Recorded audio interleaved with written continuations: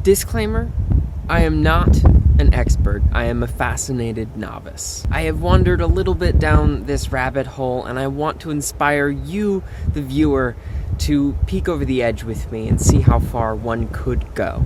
So please view this episode as an essence of mnemonics. That being said, mnemonics is a deep rabbit hole. I'd love to make a video detailing every little thing about it, but that video would be too long to get out on time and too long to hold your short attention span. Okay, they're gone.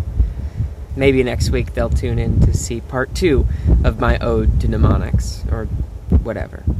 But seriously, I do hope you enjoy this one, and check back next week for its sequel. I love the smell of memory in the morning. There are 3 stages of memory. Encoding, where you're deciding where to put something. Storing, where you're actually putting it there. And retrieving, where you're getting it back. Mnemonics are techniques anyone can use to enhance our brain's natural ability to remember things. They do this by utilizing our brain's natural strengths in ways that you wouldn't usually consider to make the encoding and retrieving of information more efficient, intuitive, and if I'm being totally honest, fun. So what does all this mean? A quick refresher to anyone who has taken a psychology course. There are several types of memory. Spatial memory, which we'll get back to next week. Long-term memory, where, you guessed it, memories are stored long-term.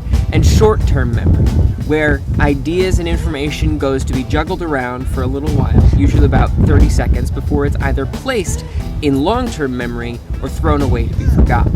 In 1956, George A. Miller of Princeton University performed an experiment that set the limits of our short-term memories. The experiment discovered, and more importantly, quantified the number of things our short-term memories can juggle at one time.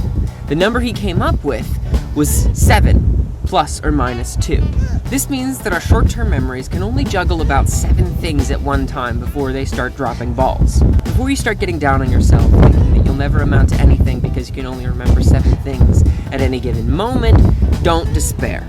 There is hope in the form of Anders Ericsson, who, though he hasn't made his career in memory, has spent his entire career researching experts on what makes experts good.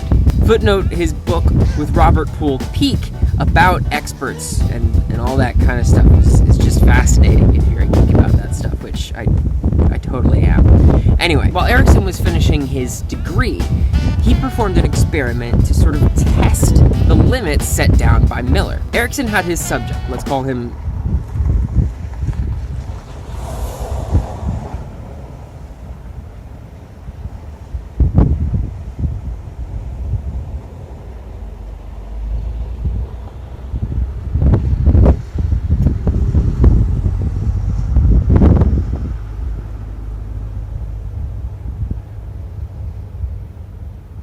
Greg.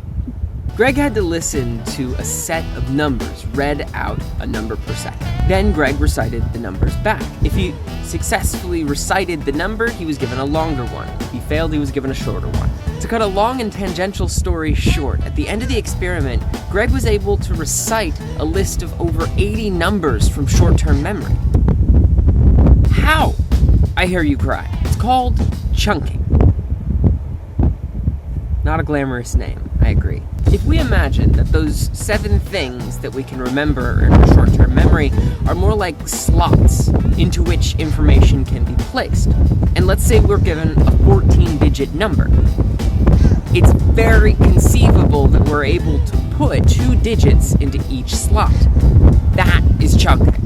By bundling those 2 digits into one slot, we're able to more efficiently spread out the information. It's the same as social security numbers and phone numbers, where instead of memorizing 10 or 12 digits, you're only memorizing 2 or 3 chunks of numbers. You see, Greg was never expanding his short-term memory through this experiment. He was simply... What was he simply doing? He was simply using those 7 slots more creatively. It's important to note that he wasn't taught to do this. He came about these solutions intuitively. And this is just one of many tools in a memorizer's tool belt. Our brains are better at some things than others, and we naturally pay better attention to the things that interest us.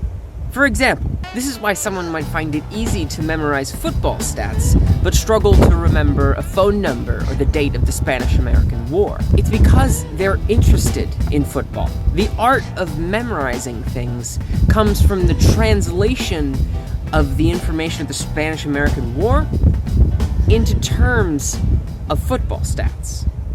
You see, Greg was a runner, and he translated the arbitrary numbers he was given into meaningful running times that he had experienced. He turned an abstract piece of information into something to which he could relate. Those things are naturally more memorable. This is what using our brain's natural strengths looks like. The mind is incredibly associative. Our brains are constantly translating information into ways we can relate to them. For instance, if I put up this word on the screen, what you see here is just a set of symbols. But your brain associates those symbols with the sound of the word horse. And it associates with the sound of the word horse the image of a horse. But there's more. The image of the horse brings with it so many different things. Whether it be a memory of you taking horseback riding lessons, the smell of the stables, the feel of the reins in your hands. All of these are associations that your brain makes. The cue of the word horse brings with it all of these associations. Think of it like a big web. At the middle is the word horse, and it branches off to all of its own associations, and those things themselves branch off to their own associations. The art of memory is putting something in your mind with built-in associations to make it easier to retrieve later. Thankfully, there have been a lot of smart people who have thought about this for a really long time, and they've come up with a bunch of systems and frameworks for encoding this information properly. And I wish I could go into them. And if this was a real conversation where I didn't have to edit it all together and that I didn't have to do it during the daytime because the sun is going down. But internet video is what it is, and I honestly still have to write next week's video. So, I hope you tune in next week for part 2 of this Essence of Mnemonics. We're going to talk about a couple different mnemonic techniques and how to apply them in your own life. So, until next week, thank you for watching. Remember, next week, I don't know how to end this. I'm just gonna see you next week. I